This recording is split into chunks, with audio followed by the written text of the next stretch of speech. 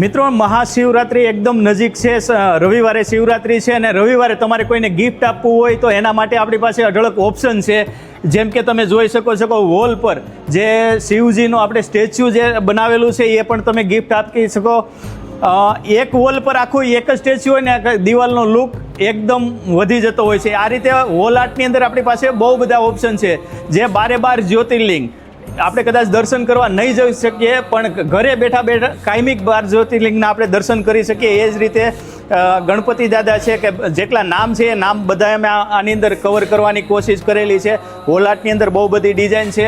12 જ્યોતિર્લિંગની અંદર અમે નાનું વેરિયન્ટ પણ બનાવેલું છે. એમ ગણપતિની અંદર પણ નાનું વેરિયન્ટ બનાવેલું છે. એ જ રીતે અમે નેચરલ વુડની પ્રોડક્ટની અંદર અમે ઘડિયાળ બનાવેલી છે.